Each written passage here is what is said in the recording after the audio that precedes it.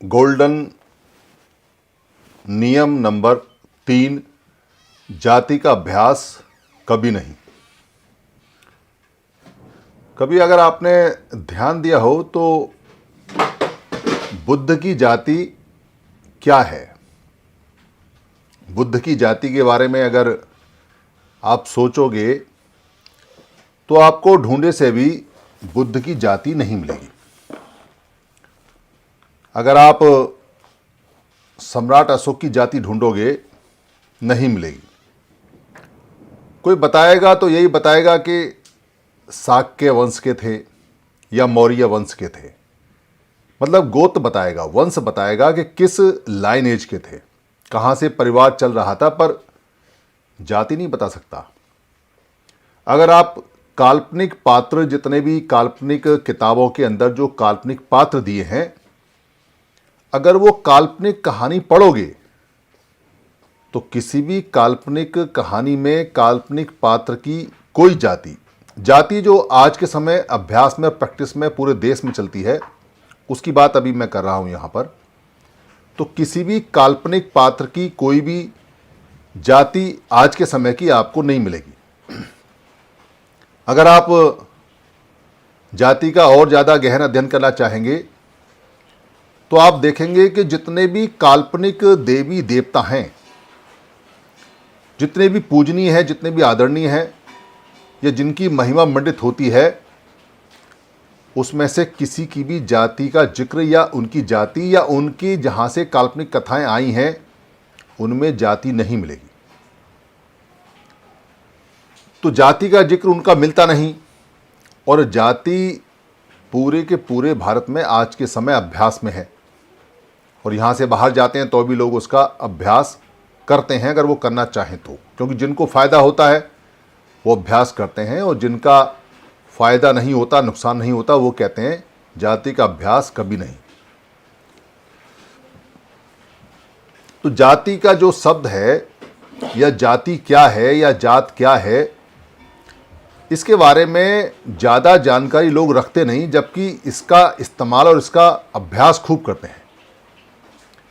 ये एक बड़े ही कमाल की बात है कि अगर आप किसी से पूछोगे कि आपकी जाति क्या है तो वो झट से बता देगा बिना सोचे समझे, मेरी जाति ये है, जैसे वो रटी हुई हो। पर उससे ये पूछेंगे कि ये जाति कहाँ से आई, कैसे आई, क्या इसका मतलब है, तो वो कुछ नहीं बता पाएगा।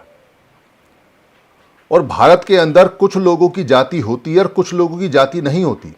ऐसा भी नहीं है कि हर व्यक्ति की जाति होती है। जो जाति हम प्रैक्टिस में लाते हैं वो भारत में हर व्यक्ति की जाति नहीं है। कुछ व्यक्तियों की जाति नहीं है और कुछ व्यक्तियों की जातियां हैं। ये भी एक बड़ा सवाल है जिस पर कोई ध्यान नहीं देता कि कुछ लोगों की जाति क्यों नहीं है और कुछ लोगों की जाति क्यों है, क्योंकि सोचते नहीं और बिना सोचे समझे जाति को कमर पे चिपकाए, छाती से चिपकाए, माथे पे चिपकाए घूमते रहते हैं, उसका गुणगान करते रहते हैं, उसका अवगान करते रहते हैं। जात का जो शब्द मिलता है या जाति का शब्द मिलता है वो मिलता है त्रिपिटक के अंदर बुद्ध के वचनों के द्वारा। जब बुद्ध कहते हैं जाति दुखा, जरा दुखा, व्याधि दुखा, मरणं दुखा, वहाँ जो जाति का संबंध लगाया जाता है और बताया जाता है, और जो बुद्धिस्ट ज्ञानी हैं वो बताते हैं, जो नॉर्मल ज्ञानी हैं बुद्ध के या त्रिपिटक के, वो कहते हैं कि बुद्ध ये कह रहे हैं कि किसी व्यक्ति का व्याधि यानी कि बीमारी दुख है, किसी व्यक्ति का जरा यानी बुढ़ापा दुख है, किसी व्यक्ति का मरणं यानी मरना दुख है, और इसी के साथ ये कहते हैं कि किसी का पैदा होना यानी जाति माने पैदा होना, उत्पन्न होना दुख है। ये साधारण लाइन सब लोग बताते हैं। ये साधारण लाइन है, ये ध्यान रखना, क्योंकि मैंने अभी तक आपको सिर्फ साधारण लाइन बताई है, पर बुद्ध ये नहीं बता रहे। यहाँ जाति से मतलब मनुष्य का जन्म लेना, या मरणं का मतलब मनुष्य का मरना, या व्याधि का मतलब जो मनुष्य के जीवन में व्याधि आती हैं, बीमारी आती हैं, रुकावट आती हैं उसका, या जो बुढ़ापा आता है यानी जड़ अवस्था में पहुंचती हैं, उसका शरीर से कोई लेना देना नहीं है। बुद्ध जो यहाँ बात कर रहे हैं वो जो शरीर में राग और द्वेष और मोह मूर्ता की जो वेदनाएं पैदा होती हैं, जो वेदनाओं की उत्पत्ति होती है, जो वेदनाएं उत्पन्न हो रही हैं, उनकी बात कर रहे हैं। वो शरीर की बात नहीं कर रहे। वो कहते हैं कि शरीर के अंदर राग का पैदा होना, राग मतलब किसी चीज़ को चाहिए चाहिए चाहिए, चाहे वो सेक्स है, चाहे वो पैसा है, चाहे वो ज़मीन है, चाहे वो इज्जत है, चाहे कुछ भी चीज़ है जो आपको चाहिए चाहिए चाहिए, चाहे खाना है, भोजन है। यानी जो 5 हमारी इंद्रियां होती हैं, जो हमारी जीवा है, नाक है, आँख है, कान है, त्वचा है और हमारा मन है छठा, वो उनकी वेदनाएं जो उनके अंदर चाहने की भावना आती है, उसकी उत्पत्ति के बारे में करें कि इसकी उत्पत्ति, इसकी जाति होना दुख है। और वो कहते हैं कि इसकी बाधा जो होती है कि कभी आई कभी गई, वो भी दुख है। और वो कहते हैं कि इसका मरना भी दुख है। और वो कहते हैं कि इसका जड़ होना यानी कि क्षय होना भी दुख है। हर चीज़ में दुख आता है जब राग की और द्वेष की वेदनाएं आती हैं और जाती हैं। वो जाते समय भी दुख देती हैं और आते समय भी दुख देती हैं। उसके बारे में बात कर रहे हैं, क्योंकि पाली के अंदर 4 शब्द चलते हैं पुराने समय बुद्ध की भाषा में। जब बच्चा पैदा होता है और पैदा करने वाली होती है तो उसको बोलते हैं जननी, जननी बोलते हैं। और पिता को बोलते हैं जनक, यानी जो जीव दोनों नर और मादा होते हैं उनको जनक और जननी बोलते हैं। और भी कई शब्द हैं माता के लिए। और वहाँ से जो जन्म होता है, जो जनन होता है, जो प्रजनन होता है, जो जनित होता है, जो जनितवा होता है, वो जनित से बहुत सारे शब्द मिले हैं। उससे जन्म शब्द भी बना है जो हम बाद में कहते हैं जन्म है। तो वो जनित से बने हुए हैं, यानी कि हमारा जब जन्म होता है, जनित होता है, तो उसको जननी, जननी, जनक ये सब मिलकर करते हैं। और जो चीज़ पैदा होती है उसको जंतु बोलते हैं।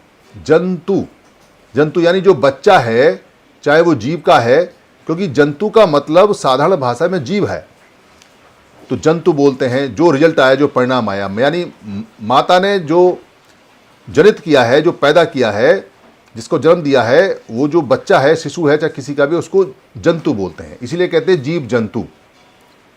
और जन्म से संबंधित कोई अगर जानकारी लेनी है या देनी है तो पाली में उसको जच्चा बोलते हैं। जच्चा यानी जच्चा का मतलब जन्म से संबंधित। ये जच्चा और जो जनित और जनितवा और जननी और जनक, ये दोनों शब्द जीवों के जन्म से संबंधित हैं। पर जात शब्द जो है और जाति शब्द है, ये वेदनाओं के पैदा होने से है, यानी कि जो सेंसेशन बॉडी के अंदर होते हैं, भाव होते हैं, उनके पैदा और उनके खत्म होने से मतलब है। तो हम बोलते हैं जातक कथा। तो जातक कथा मतलब शरीर के अंदर वेदनाओं की, राग द्वेष की जो हमारी वेदनाएं हैं, उनकी कथाएं। भाड़क बताया करते थे इसको, जातक कथाएं। तो जातक बोलते हैं, जात बोलते हैं, जाति बोलते हैं। तो जाति खेत भी होता है, यानी कि जहां वेदनाएं पैदा होती हैं उसको जाति खेत बोलते हैं। जाति से बहुत है, जातिद्ध होता है, जातिद्ध इंद्री होता है। जात और जाति के सैकड़ों शब्द हैं पाली के अंदर, पर वो वेदनाओं से संबंधित हैं, वो जन्म से संबंधित नहीं है। इसलिए कोई व्यक्ति अगर ये कहता है कि जाति का मतलब पाली के अंदर ये वाली जाति है, ये वाली जाति नहीं है। क्योंकि जात और जाति का जो अर्थ है वहाँ पर वो है उत्पन्न होना, पैदा होना, यानी कि वेदनाओं का शरीर के अंदर जो बार बार सेंसेशन आते हैं, जो वेदनाएं आती हैं, जो भाव आते हैं, उनका उत्पत्ति होना, उनका पैदा होना, उसको जात और जाति बोला गया है। दोनों का मतलब एक है। और उसकी कथाएं हैं जिनको जातक कथा बोलते हैं। और इसमें कोई नर और नारी का नाम नहीं है, यानी कि ये मेल और फीमेल से पैदा नहीं होती हैं, ये बहुत सारे कारणों से होती हैं। उन कारणों का जिक्र जाति के साथ में लगातार और जात के साथ में दिया हुआ है। तो उस शब्द का मतलब आज के जो सिस्टम है, जिसको कास्ट सिस्टम बोलते हैं, जात सिस्टम बोलते हैं, इससे नहीं है। कम्मंत एक शब्द है, कम्मंत। अगर हम किसी से ये पूछते हैं तुम्हारा काम क्या है, तो आज हम साधारण पूछते हैं कि तुम्हारा काम क्या है। पर कारोबार क्या है, काम क्या है, पेशा क्या है, इसको पाली में बोलते हैं कम्मंत, यानी अंतिम कार्य, अंतिम कार्य मतलब पेशा, कारोबार। तो कम्मंत पूछते हैं, कम्मंत, तो आदमी कम्मंत के जवाब में कहता है मैं कुंभकार हूँ, मैं चम्मकार हूँ, मैं यहाँ घोड़ावान हूँ, रथवान हूँ, या मैं राजा हूँ, या मैं सिपाही हूँ, या मैं दरबान हूँ। वो कम्मंत के जवाब में अपने पेशे को बताता है कि मैं इस पेशे का हूँ। तो वो जो पेशा बताता है वो जाति नहीं है, क्योंकि जाति है भावना जो अंदर आ रही है, और जो पेशा बता रहा है, कारोबार बता रहा है, जो बिजनेस बता रहा है, वो कम्मंत में आता है। तो आप अगर ध्यान दोगे और अच्छी तरह से जानोगे तो आप ये पाओगे कि भारत में कुछ लोगों का पेशा है और कुछ लोगों का पेशा ही नहीं है, यानी उनका काम ही नहीं है। इसलिए जो व्यक्ति जो काम करता है, बाद में उसको कम्मंत कहने की बजाय कि इसका कम्मंत ये है या उसका कम्मंत ये है, उसकी उत्पत्ति क्या है, वो क्या उत्पन्न करता है। तो जाति जो शब्द उत्पन्न के लिए आता था, वो जाति उसकी कम्मंत के लिए इस्तेमाल होने लगा, शब्द बदल गया। और हम ये पूछने लगे कि आपकी उत्पन्नता क्या है, आप क्या उत्पन्न करते हो। तो जात और जाति, जो राग द्वेष उत्पन्न होते थे, हम राग द्वेष के उत्पन्न के बारे में बात करते थे, वो राग द्वेष के साथ ना होकर कम्मंत के साथ आगे, काम के साथ आगे। यानी हम काम की उत्पत्ति क्या है, काम क्या है, उसके बारे में पूछने लगे। और जाति जो उत्पन्नता का शब्द था या जात था, वो काम के साथ में जुड़ गया, क्योंकि लोग बुद्ध की जो धम्म की जितनी भी जानकारी थी उसको भूल गए। तो ये भूल गए कि जाति का मतलब हम जो राग द्वेष है उससे उत्पन्न भावनाओं के बारे में, वेदों के बारे में पूछते थे, वो खत्म होके काम के बारे में आ गया। इसलिए भारत के अंदर जो लोग जो काम करते थे उनको उसी काम के नाम से जाने लगे और कम्मंत की बजाय जाति बोलने लगे। जैसे कोई अगर किसान है तो उसको बोलते थे जाति कस्सक। जाति कस्सक मतलब किसानी का काम, खेती का काम उत्पन्न करता है। या जैसे शिकारी है, कोई शिकार करता है तो उसको शिकारी बोलने लगे। या कोई केवट है तो केवट बोलने लगे, यानी जाति केवट। कोई आदमी अगर बढ़ई का काम करता है तो उसको जाति उसकी बढ़ई हो गई। कोई आदमी चम का काम करता है तो उसकी जाति चमकार हो गई। काम के आधार पर हम जातियां बोलने लगे और जातियां वहां से आने लगीं। जब तक काम के आधार पे हम किसी को बोलते थे कोई दिक्कत नहीं थी। आज भी हम काम के आधार पे बोलते हैं। बहुत सारे लोग बोलते हैं, कहते हैं ये हलवाई है। पहले हलवाई नहीं हुआ करते थे क्योंकि दुकानें वगैरह होती नहीं थी, पर आज की डेट में हलवाई भी होता है। पहले नाई नहीं हुआ करते थे क्योंकि सारे लोग अपने बाल करते पर केस कपक होते थे। अभी नाई भी हैं, अभी कपड़े धोने वाले भी हैं, अभी सफाई वाले भी हैं, अभी साइकिल चलाने वाले भी हैं, अभी टैक्सी ड्राइवर भी हैं, अभी हवाई जहाज़ के ड्राइवर भी हैं, अभी तोप के ड्राइवर भी हैं, अभी रेडियो चलाने वाले ऑपरेटर भी हैं, अभी जॉकी भी हैं, अभी डांसर भी हैं, अभी फोटोग्राफर भी हैं, अभी कंप्यूटर ऑपरेटर भी हैं। और अब लेटेस्ट और भी चीज़ें आने वाली हैं जो रोबोट चलाने वाले हैं। रोबोट के ड्राइवर भी आने वाले हैं या ड्रोन के ड्राइवर आने वाले हैं। ये सारी चीज़ें अब काम के हिसाब से बढ़ रही हैं, पर आज हम इनको जाति के नाम से नहीं बुलाते। गड़बड़ कहाँ हुई है और गड़बड़ को हमने कैसे एक्सेप्ट कर लिया, अगर वो समझ में आ जाएगा तो जाति का अभ्यास खत्म हो जाएगा। जो व्यक्ति पावरफुल होते हैं, जो व्यक्ति ताकतवर होते हैं, जो व्यक्ति झुंड में रहते हैं, उनको सब लोग इज्जत से बोलते हैं। उनको कोई नीचा नहीं बोलता क्योंकि वो खा जाएंगे, वो आपको मार देंगे। आप उनके सामने अगर जाओगे तो आपको तमीज से बात करनी पड़ेगी, चाहे बेशक उन्होंने आपका कितना भी नुकसान किया है। आप उनको अबे तबे नहीं बोल सकते। पर जो व्यक्ति अकेला है और उसके सामने आप जाते हो तो बेशक उसने कितना भी आपका फायदा किया है, आपका मन करे तो आप अबे तबे बोल सकते हो, क्योंकि आप ताकत में या समूह में उससे ज़्यादा हो। तो जब तक हम इकट्ठे रहे और जब तक हम संघ में रहे, तब तक ये जातियां उत्पन्न नहीं हो पाई जो आज के समय गालियां हैं। ये नाम नहीं उत्पन्न हो पाए जो आज के समय गालियां हैं। किसी की हिम्मत नहीं हुई कि हमारे काम को और हमारे पैसे को नीच और ऊंचा कह सके, ना ऊंचा या नीचा। किसी माई के लाल की ताकत नहीं थी। पर जो लोग जिनका कम्मंत यानी काम सिर्फ याचना था, याचक थे, जो याचना करते थे और जो सिर्फ मांग के खाते थे, उनका कम्मंत ही वो था मांग के खाने का, वो व्यक्ति संघ बना गए और मांग के खाने वालों ने कमा के खाने वालों पे रूल करना शुरू कर दिया। और रूल करने के उन्होंने जो गुण अपनाए वो तोड़ने के गुण अपनाए कि इनको तोड़ा जाए। और तोड़ने का जो काम उन्होंने किया वो ठीक ऐसे काम किया जैसे कोई छोटा बच्चा होता है, साल का 1.5 साल का, उसको नहीं पता कि जब वो पोटी करता है, लेट्रिन करता है, जब वो टट्टी करता है कि टट्टी खराब चीज़ है या अच्छी चीज़ है। अगर आप उसके सामने अच्छी अच्छी अरे गंदी चीज़ और मुंह बना के बार बार नहीं कहोगे, तब तक उसको ये एहसास नहीं होता कि जो मेरे घर वाले हैं जो मुझे बार बार बता रहे हैं कि ये अच्छी चीज़ है या ख़राब चीज़ है। वो लेट्रिन में हाथ डाल देगा, हाथ सान लेगा, उसको कोई मतलब नहीं है, उसके लिए लेट्रिन एक मटेरियल है। पर उसके माँ बाप को ये पता है कि ये लेट्रिन बदबू देती है, बदबूदार है, इसमें बदबू आती है, ये अच्छी चीज़ नहीं है, इसलिए वो उसको बार बार कहते हैं ये गंदी चीज़ है। उसके मन में ये डालते हैं कि ये गंदी चीज़ है, ये गंदी चीज़ है। और थोड़े समय बाद वो बच्चा जैसे 2 साल का होता है वो समझ जाता है कि ये लेट्रिन गंदी चीज़ है, तो वो भी उससे दूर भागता है और जीवन भर के लिए वो लेट्रिन को अच्छी अच्छी खराब खराब खराब खराब बोलता रहता है और बदबूदार बोल के चेहरा खराब करता रहता है। ना केवल अपनी लेट्रिन से, बाकी दूसरों की जो लेट्रिन है उनको भी देख के उसका मुंह खराब होना शुरू हो जाता है।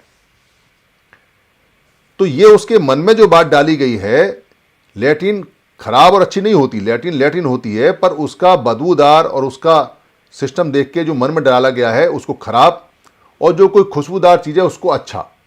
जबकि बच्चे को नहीं पता कि ये खुशबूदार चीज़ है, पर उसको कहते हैं ये अच्छा है, ये अच्छा है, तब उसको पता चलता है कि अच्छा क्या है, ये खराब क्या है। ठीक वैसे ही जब हमको तोड़ा गया तो हमारे काम के आधार को खराब और अच्छा बता के तोड़ा गया। हम सारे काम करते थे, पर वर्ग भेद में जब बार बार मन में ये डाला गया कि ये काम खराब है, ये काम अच्छा है, ये काम खराब है, ये काम अच्छा है, वो बात हमारे मन में डाल दी गई। और आज के समय जो सफाई का काम करता है उसको हम पूरा ही गंदा मान लेते हैं, क्योंकि हमारे मन में डाला हुआ है। जो चमड़े का काम करता है, चमड़ा काटता है, उसको पूरा ही गंदा मान लेते हैं कि ये गंदा काम है, ये व्यक्ति भी गंदा है। जो व्यक्ति खेती किसानी का काम करता है जंगल में, उसको हम गंदा मान लेते हैं कि ये अच्छा काम नहीं कर रहा है, ये गंदी का काम है। जो व्यक्ति साफ सफाई का काम फैक्ट्री में करता है उसको गंदा मान लेते हैं। और जो व्यक्ति कपड़े का काम करता है, पढ़ाने का काम करता है, सोने का काम करता है, उसको अच्छा मान लेते हैं। और जो व्यक्ति कुछ नहीं कर रहा है, खाली किसी जगह जाके बैठा हुआ है और धूप बत्ती अगरबत्ती जला के बैठा है, उसको दिमाग में डाल दिया कि ये सबसे अच्छा है, नहा धो के बैठा हुआ है। तो वहाँ से छोटा बड़ा डेवलप किया गया और छोटे बड़े का सिस्टम डाल के लोगों को आपस में छोटा बड़ा करके अलग किया गया। छोटा बड़े के साथ नहीं जाता, बड़ा छोटे के साथ नहीं जाता। पर यह सिस्टम कितना छोटा है कितना बड़ा है कोई नहीं बता सकता, क्योंकि ये सिर्फ सिस्टम बनाया गया ताकि हमारा झगड़ा आपस में लगे और हम अपने रिसोर्सेज को उसको दे आए। तो हर एक व्यक्ति सबसे ऊंचे वाले को खुश करने के लिए देता रहता है, और हर एक व्यक्ति खुश है कि मेरे नीचे कुछ है, मेरे नीचे कुछ है, पर ये नहीं समझता कि उसके ऊपर भी कुछ है, उसके ऊपर भी कुछ है, और ना किसी के नीचे कोई था और ना किसी के ऊपर कोई था। तो वहाँ से ये सिस्टम डेवलप हुआ। और ये सिस्टम ज़्यादा पुराना नहीं है, क्योंकि पुराने समय में अगर आप ध्यान दोगे तो जितने भी पेशे हैं, रोजगार हैं, यानी कम्मंत हैं, वो कम्मंत उस समय भी वैसे थे जैसे आज हैं। जैसे आज हम कहते हैं डॉक्टर एक पेशा है, वैद्य एक पेशा है, तो डॉक्टर और वैद्य जो पेशा है उसमें हम नर नारी नहीं लगाते। अगर कोई महिला है डॉक्टर है तो उसको भी कहते हैं महिला डॉक्टर है, और कोई अगर नर डॉक्टर है तो उसको भी कहते हैं नर डॉक्टर है। तो नर पेशा ना मेल है ना फीमेल है। पेशा जो है, जो बिजनेस है, जो वर्क है, जो कम्मंत है, वो न्यूट्रल है, यानी कि वो दोनों के लिए सेम है। कोई अफसर होता है ऑफिस के अंदर, तो चाहे वो महिला है, चाहे वो नर है, चाहे वो नारी है, दोनों ही केस में वो अफसर होती है या अफसर होता है। तो हम ये नहीं कहते कि ये अफसर फीमेल हो गई, ये अफसर मेल हो गया। अफसर अफसर है। अगर कोई डिप्टी कमिश्नर है तो नर हो या नारी बैठी हो, वो डिप्टी कमिश्नर ही होता है, यानी वो उसका पेशा है।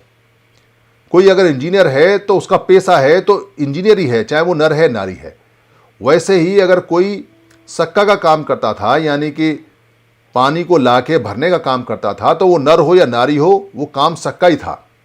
कोई अगर चम्मकार है तो चम्मकार नर करे या नारी करे, काम चम्मकार था। यानी पेशा जो था वो ना नर था ना नारी था, वो न्यूट्रल था। व्यक्ति कोई भी करे, चाहे नर करे या नारी करे। इसका मतलब ये हुआ कि जो आज के समय, जो बात के समय ये बनाया गया कि पैसा नारी का अलग है, नर का अलग है, जैसे कहते हैं कुम्हार और कुम्हारी, ये आज की भाषा है। उस समय जो बर्तन बनाता था उसको कुंभकार बोला करते थे, बस वो कुंभकार के अलावा कुछ नहीं होता था। तो पैसा जो होता है यानी कर्मकार जो होता है वो जात नहीं होती, वो सिर्फ कर्मकार, उसका बिजनेस, उसका व्यवसाय होता है। पर ये धीरे धीरे सिस्टम जो आज के समय ला दिया गया, उस समय काम के आधार पे उसको सीढ़ी बना के हमारे सामने लाया गया और हमें आपस में ये एहसास कराया गया कि ये छोटा और ये बड़ा, ये छोटा बड़ा, और फिर हमारे ही उस पैसे के तहत में लोगों को बंद कर दिया गया और कहा कि आपने शादियां भी इसी में करेंगे तो ज़्यादा अच्छा रहेगा, ज़्यादा फ़ायदा होगा। ऐसा करके समझाया गया, तुम्हारे पैसे का है, वो तुम्हारे पैसे की है, शादी करेंगे पैसा बढ़ेगा।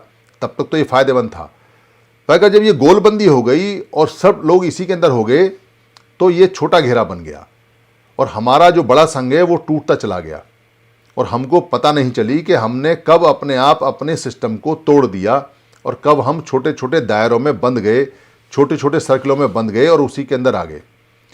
पैसा खत्म हो गया हमारा, यानी कि जो सरकारी कर्मचारी है अब उसकी जो जात है वो सरकारी कर्मचारी होनी चाहिए।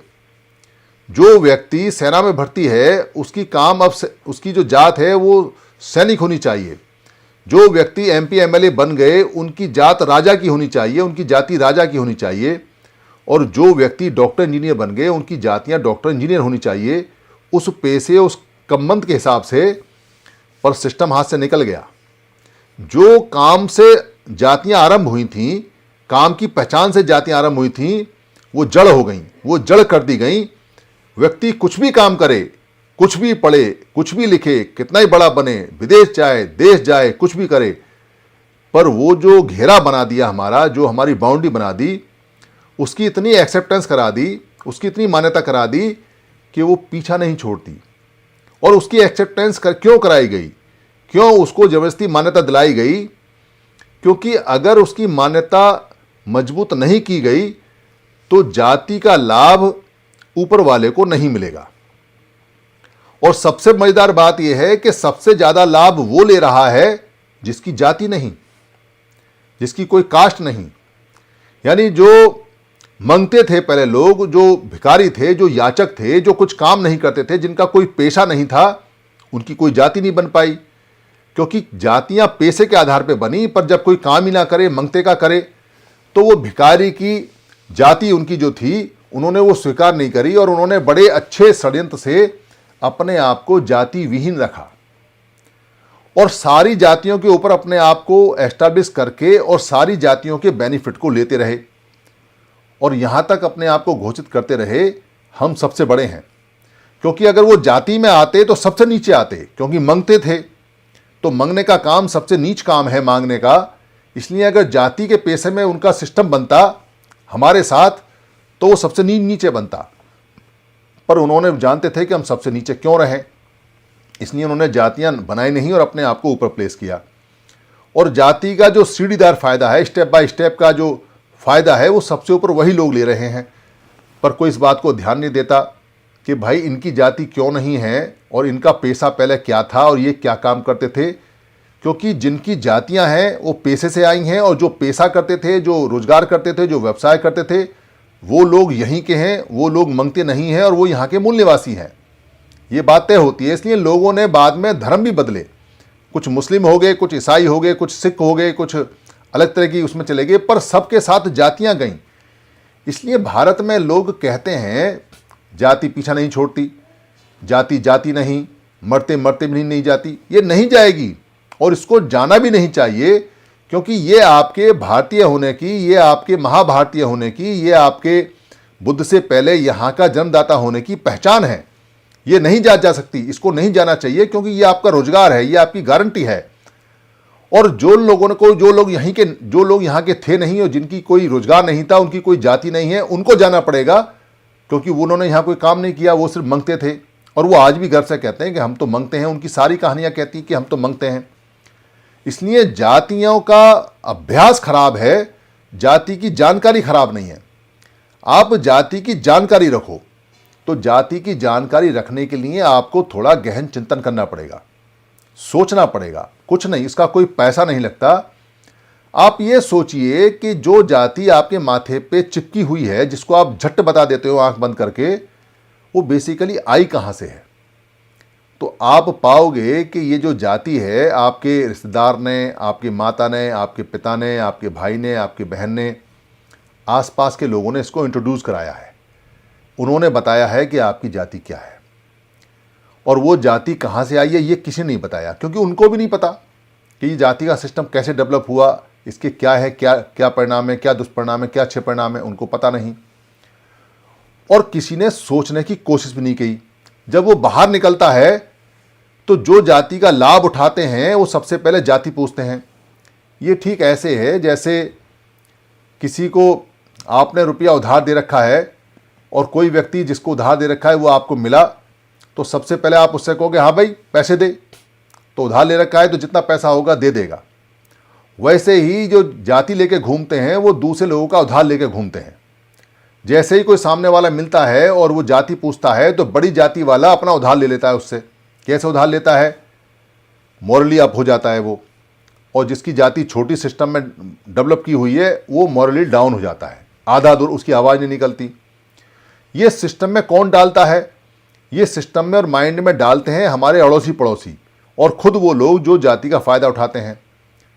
वो कहते हैं अरे तू तो उस जाति का है, बड़ा बेकार सा मुंह बना के, जैसे बच्चे को कहते हैं अरे तो पोटी है, तो टट्टी है, ऐसा मुंह बना के, तो उसको लगता है कि ये खराब चीज़ है, ये खराब चीज़ है। पर उसको सुख देने के लिए कहते हैं अरे तुझसे खराब कोई और भी है, उसके नीचे का स्टेप दिखा देते हैं, तो वो सोचना बंद कर देता है। वो कहता है अच्छा ही तो सिस्टम ही ऐसा है, मेरे नीचे भी है और मैं किसी के नीचे भी हूँ, वो सेटिस्फाई हो जाता है। पर वो कभी ये नहीं सोचता कि सिस्टम में सबसे ऊपर कौन है और किसने इसको डेवलप किया है। तो कभी भी कोई भी अपने व्यक्ति, अपने जो चैन होती है, जो अपने जन्म की चैन होती है, जो माता पिता, दादा दादी, परदादा परदादी या जो भी लोग हैं, वो कभी जिरह नहीं करता। और कभी कोई सोचे भी और जिरह भी करे तो उनको पता नहीं होता, और किसी को पता होता है थोड़ा बहुत तो वो थकार के कहता है कि भैया ये तो चलती है ही, ये तो रुकती नहीं। कि ऐसा दायरा और ऐसा सर्कल बना दिया सिस्टम में हमारे दिमाग में कि हम जाति से, सर्कल से, जाति के लोगों से बाहर का सोचते नहीं। और कोई आदमी अगर ये कहता है कि मैं जाति को नहीं मानता, तो वो ये देखे कि जब उसकी जाति का नाम लिया जाता है तो उसके चेहरे पर मुस्कुराहट आती है या उसका चेहरा खराब हो जाता है, या जब कोई सेम जाति वाला दो बंदे मिलते हैं तो क्या उनको अच्छा लगता है, और जब कोई अपोजिट जाति वाले दो लोग मिलते हैं तो क्या उनको खराब लगता है। ये अच्छा लगना और ये खराब लगना, यही हमारी मौत का कारण है, यही हमारे दिमाग में डाला हुआ है। और इसको ख़त्म करने के लिए, इसको बिल्कुल तहस नहस करने के लिए प्रयास किए गए, पर वो प्रयास जितने किए गए उससे ये और मजबूत होता है सिस्टम। क्यों मजबूत होता है? इस सिस्टम की खास बात यह है कि आप इसको जितना हटाने की और जितना तोड़ने की कोशिश करोगे उतना ये मजबूत होता है, क्योंकि आप इसको याद करते हो, उसकी प्रैक्टिस करते हो, उसका अभ्यास करते हो। तो आप ना भी अभ्यास करोगे तो भी आपको और लोग जबरदस्ती अभ्यास करवाएंगे जिनको फायदा होता है। तो जो लोग और अभ्यास करवाएंगे वो तो करवाएंगे क्योंकि उनको फ़ायदा लेना है। आपको बार बार जब बाहर निकलोगे तो जो सिस्टम में, प्रैक्टिस में, जाति के में जिसने अपनी बड़ी जाति का सिस्टम कर रखा है या बिना जाति का ऊपर बैठा हुआ है, वो तो बार बार पूछेगा, क्योंकि उसको फ़ायदा होना है। उसे पता है कि इतने दिनों से जो सिस्टम चल रहा है उसका फ़ायदा मिलता है, तो वो अपना फ़ायदा बिल्कुल नहीं छोड़ेगा। और जो नीचे वाला है उसको समझ में नहीं आता तो दाएं बाएं बोलता है, कहता है पूछने पे हम तो मानव हैं, हम तो ह्यूमन हैं, हमारी कास्ट तो मानवता है, हम तो सबको बराबर मानते हैं। क्योंकि उसे पता है कि जात बताएगा छोटी है तो फिर मेरा मनोबल गिर जाएगा, तो मनोबल बचाने के लिए दाएं बाएं बोलता है। कुछ लोग झूठ बोल जाते हैं, हम तो बड़ी जात के हैं, हम तो फलाना है ढलाना है, या इसका जिसका लाभ मिल जाता है टेम्परेरी। पर किसी को भी ये नहीं पता कि जाति का सिस्टम कैसे बना, कैसे काम किया। अगर वो पकड़ लेता तो फिर बिना अभ्यास के ख़त्म कर देता। पुराने समय में अगर आप जाओगे और पीछे की तरफ जाओगे तो समण लोगों की कोई कास्ट सिस्टम नहीं है, कोई जाति वाति नहीं है, कोई नाम नहीं मिलता। त्रिपिटक में 6743 में से एक भी जाति का नाम नहीं मिलता। और अभी जो काल्पनिक कहानियां हैं उन काल्पनिक कहानियों में भी 2, 4, 10, 5 जातियों के नाम मिलते हैं। जो काल्पनिक कहानी है उसमें कोई धोबी का पात्र है, कोई केवट है, कोई बेरी का है, कोई इस तरह का कोई सूत पुत्र है, इस तरह के छोटे मोटे सिर्फ बने हुए हैं। कोई 6743 नाम नहीं है उसके अंदर। पर ये जो 6743 नाम है, इनमें अधिकतर नाम कॉमन है। अधिकतर नाम कॉमन इसलिए हैं क्योंकि काम ही थोड़े से हैं, पर उनके नाम बदले गए हैं। पूरे भारत में अगर आप सारी जातियों का एक चार्ट बना लोगे और चार्ट बना के ये देखोगे कि भाई इसके अंदर बर्तन बनाने का काम किस किस नाम से होता था, तो आप अलग अलग भाषाओं में पता करोगे कि हजारों आदमी हैं जो कास्ट के नाम से इसमें दर्ज हैं, पर उनका काम सिर्फ बर्तन बनाने का है, यानी कुंभकार है। तो कुंभकार हजारों नामों से आता है। आप ये देखोगे कि भाई ये जो 6743 जातियां हैं, इसमें कपड़ा बनाने वाली जो है वो कितने नामों से हैं, तो आपको बहुत नामों से उसमें कपड़ा बनाने वाले लोग मिलेंगे। आप देखोगे कि इसमें कपड़ा सिलने वाले कितने लोग हैं, उनके नाम मिलेंगे। आप देखोगे अलग अलग स्टेट में लोहा पीटने वाले कितने नाम हैं, उनकी कितनी जातियां जिनको लोहार बोलते हैं, उनके नाम मिलेंगे। चमकार कितने हैं पूरे जो चमड़े से संबंधित काम करते हैं, तो उनके नाम मिलेंगे। सफाई वाले कितने लोग हैं, तो उनके नाम मिलेंगे। यानी पेशे कम हैं, कम्मंत कम है, रोजगार कम है, पर जातियां 6743 हैं। उनमें भेड़ चलाने वाले जो लोग हैं वो अलग अलग नामों से हैं, जानवर चलाने वाले। उनमें जो किसान हैं वो अलग अलग नामों से हैं। उनमें जो बहेलिया हैं, जो चिड़िया पकड़ते थे या शिकार करते थे, वो अलग अलग नामों से मिलते हैं। पर पेशे सबके कॉमन हैं और पेशे रोजगार ज़्यादा नहीं है। इसलिए ये सारे के सारे भाई हैं, पर इनके नाम अलग अलग हैं, इनकी भाषा अलग अलग है, इसलिए भाई मिलते नहीं। और ये सारे के सारे एक परिवार के लोग हैं। वो परिवार के जो लोग हैं उन्हें पता ही नहीं है कि हमारे सिस्टम में हम सब एक ही काम करने वाले लोग रहे हैं। हमारे परिवार का एक ही आदमी अलग अलग काम करता था, तो हमारे परिवार टूट गए। तो जब हम जाते हैं पुराने सिस्टम में, बुद्ध के सिस्टम में, तो वहाँ जातियाँ नहीं मिलती और वहाँ इतने रोजगार और पेशे भी नहीं है, इतने कम्मंत भी नहीं है। और उससे पहले अगर हम जाते हैं बुद्ध से पहले, तो पता चलता है कि हम सारे समण हैं, और सारे समण हैं, वहाँ से हम जीत जाते हैं। एक ये समण शब्द ऐसा है जो जाति को जड़ से खत्म कर सकता है और कर देता है। क्योंकि जब कोई आपसे पूछेगा आप क्या हो भैया, तो आप क्या जवाब दोगे? अब आप अपना पेशा नहीं बताने वाले, क्योंकि पेशा बताओगे तो वो जात पे ले जाएगा आपको। वो पूछेगा जी पहले क्या थे, जात बताओ क्या है क्या नहीं है, उसका तो कोई आता पता है नहीं। आप उसे कहोगे हम समण हैं। अब वो पूछेगा समण क्या है, तो आप कहोगे भैया तू बता तू क्या है। वो कहेगा हम वमण हैं, या कहेगा कोई नाम लेगा जाति का। तो अगर वो वमण नहीं है तो आप कह दोगे भाई तू भी समण है, और अगर वो वमण का नाम लेगा तो आप कह दो भाई तू वमण है, व्यम है, विपरीत है, और हम समण हैं, बराबर वाले हैं और ज़्यादा लोग हैं हम। तो यहाँ वो आपसे जाति अगर पूछता है तो जाति आपको बताने की आवश्यकता नहीं है, क्योंकि आप ये कह सकते हैं कि समणों की कोई जाति नहीं होती, समणों का तो पूरा महाभारत होता है और हम सारे समण रहे हैं और हमारा संघ है। यहाँ ये जवाब इतना परफेक्ट जवाब है कि वमण बिल्कुल चुप हो जाता है। तो वमण कहेगा अरे समण तो हो पर कोई जाति तो होगी। तो आप पूछ सकते हो अरे वमण तो है पर कोई जाति तो होगी। तो कहेगा हमें तो कोई जाति नहीं होती। तो कहना भाई चंदू सिंह अगर तेरी जाति नहीं होती तो हमारी कहाँ से आई, हम तो यहाँ के पुराने बासिंदे हैं, तू तो बाद में आया है। वहाँ फिर वो तर्क नहीं कर सकता, क्योंकि आप ये कहोगे तेरी जाति कौन सी है तू बता। जाति का मतलब पेशा रोजगार कौन सा है बता। क्या बताएगा? मंगता है, भिखारी है, मांगता है, ये बताएगा। इसके अलावा कुछ और उसकी पहचान है नहीं, कोई काम उसके पास है नहीं। पर आपके पास बताने के लिए बहुत कुछ है, पर बताने की जरूरत नहीं। क्यों बहस में पड़े, बात खत्म हो गई। समण है और वमण है, ये समण और वमण से हम जीत सकते हैं। इसलिए बाबा साहब अम्बेडकर ने इन सारी बातों को देखते हुए और पूरा जाति का सिस्टम बताते हुए, जाति की बारीक बताते हुए, लास्ट में ये कहा कि भाई ये तो माइंड से चलती है, ये तो मन की उपज है। पर यहाँ झगड़ा दो लोगों का है, एक श्रमण लोगों का है और एक ब्राह्मण लोगों का है। थोड़ा उन्होंने संस्कृत भाषा में बताया। अगर वो उसी समय ये कह देते कि समण लोगों का है और वमण लोगों का है तो आप बात जल्दी मान लेते, तो 70 साल का इंतजार नहीं करना पड़ता। Recording in progress. तो 70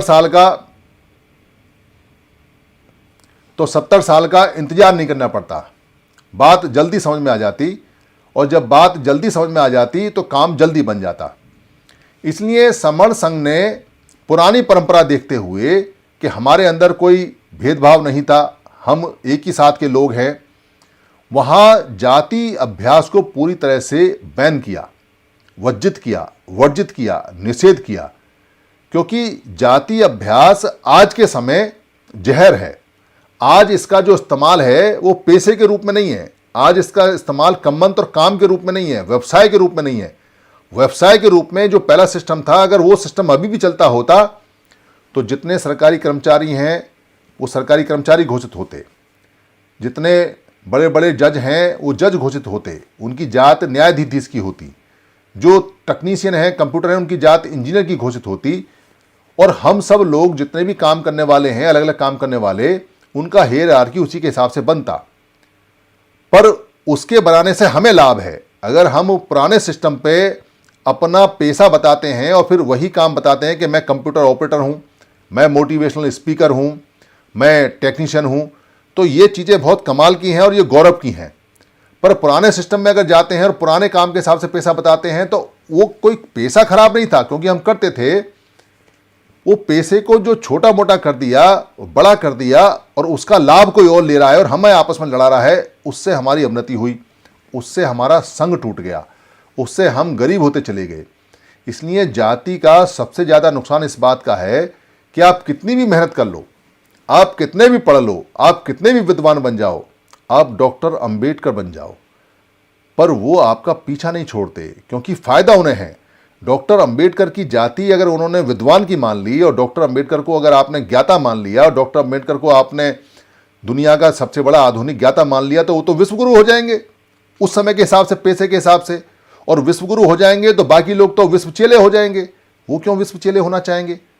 इसलिए हमें उस सिस्टम को जो उन्होंने कहा है उसको तहस नहस करके, ख़त्म करके, और जो हमारा अपना सिस्टम है उसको डेवलप करना है। यही काम बाबा साहब अम्बेडकर ने किया। बाबा साहब अम्बेडकर ने पुराने सिस्टम को पूरी तरह से डिनाई कर दिया और 22 की 22 प्रतिज्ञाएं दी, क्योंकि बाबा साहब अम्बेडकर जानते थे कि ट्रैक्टर इतना ख़राब हो चुका है कि अगर इसकी मरम्मत करेंगे तो पूरी ज़िंदगी मरम्मत में चली जाएगी और ये काम का भी नहीं है, और अब से कोई लाभ भी नहीं होने वाला है। इसके टायर ट्यूब सब गल गए हैं, इसमें जंग लग गई है, इसमें एनर्जी लगाना मूर्खता है। इसलिए उन्होंने सीधे सीधे उस ट्रैक्टर को मना कर दिया, ये ट्रैक्टर ख़राब है, बात ख़त्म करो, इसको छोड़ दो। और उन्होंने अपना फर्स्ट क्लास फर्राटेदार जो पूरी मशीन थी हार्वेस्टिंग की वो निकाली और कहा चढ़ जाओ इस पर, अब खेती बढ़िया होगी। तो हम हार्वेस्टिंग की जो लेटेस्ट मशीन थी जो बाबा साहब ने हमने दिया, हम उस पर चढ़ गए और रन करने लगे। पर पुराना ट्रैक्टर को वो पीछे छुड़वाने को तैयार नहीं है, क्योंकि पुराने ट्रैक्टर से उनको फ़ायदा है और हार्वेस्टिंग मशीन से हमें फ़ायदा है। इसलिए हमें पुराने ट्रैक्टर का जिक्र ही नहीं करना चाहिए। इसलिए जाति अभ्यास की ज़रूरत ही नहीं है। इसलिए जाति अभ्यास यहाँ करने नहीं देते हम, क्योंकि जाति अभ्यास करोगे तो फ़ायदा उनको होगा और जाति अभ्यास नहीं करोगे तो फ़ायदा हमें होगा। तो ये तय करना है कि हमें फ़ायदा लेना है या नहीं लेना है।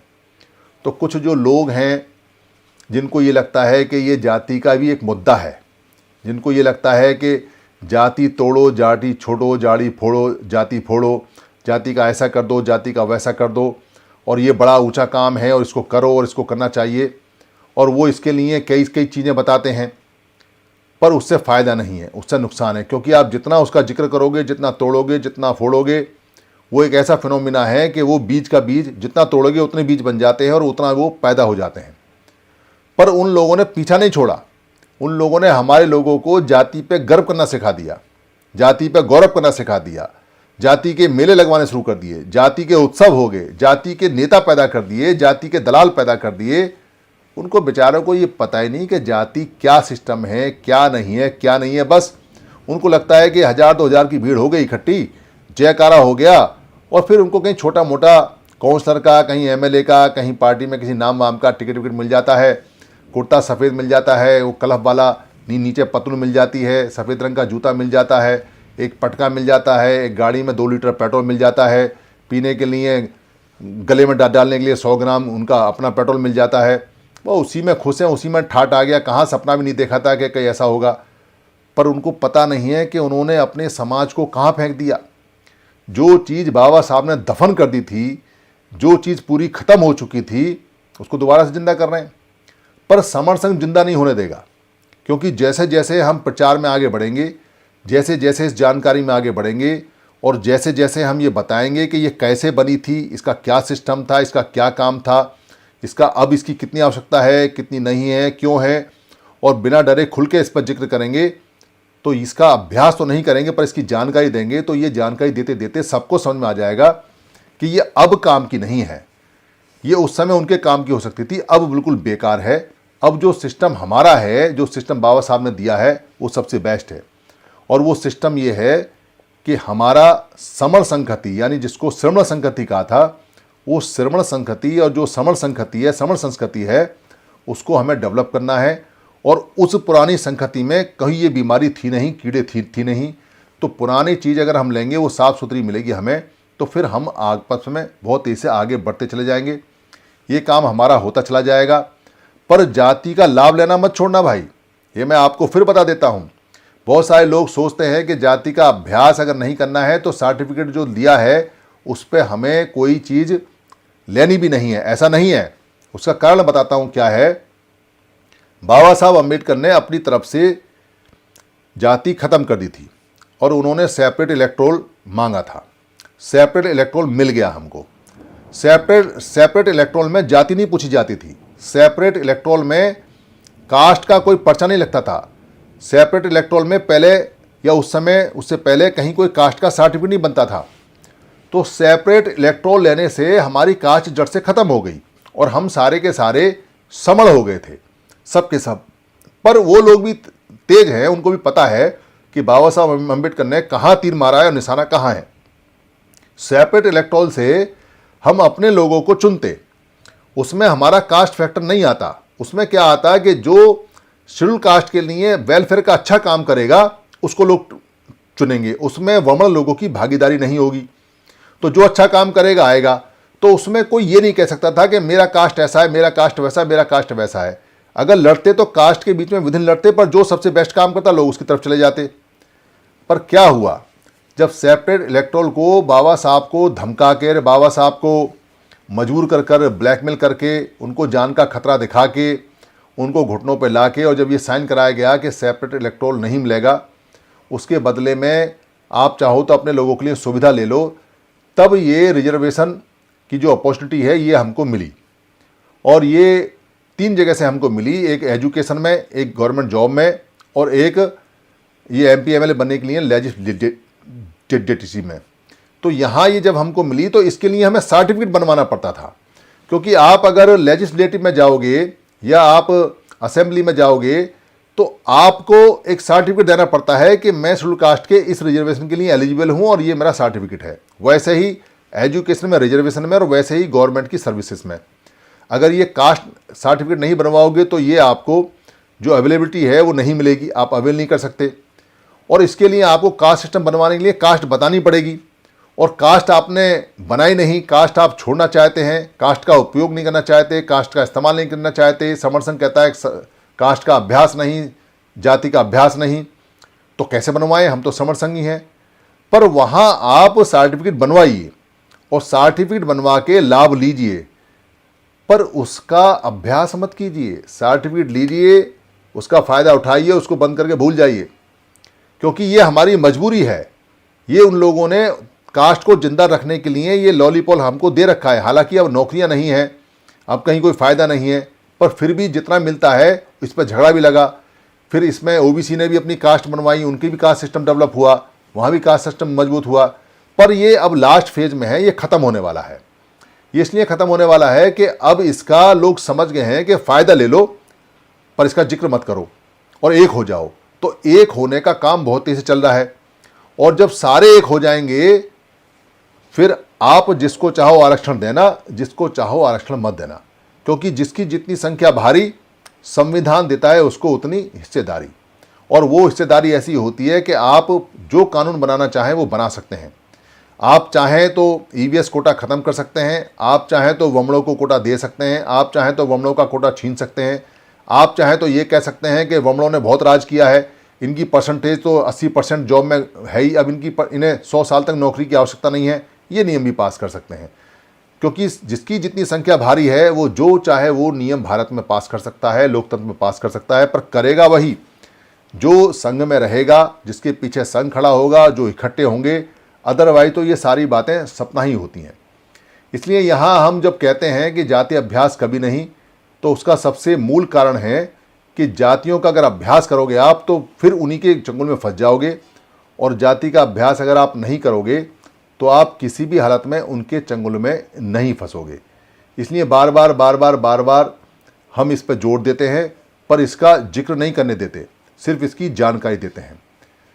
अगर मेरी कोई बात यहाँ आपको खराब लगी हो तो मैं संघ से माफ़ी चाहता हूँ।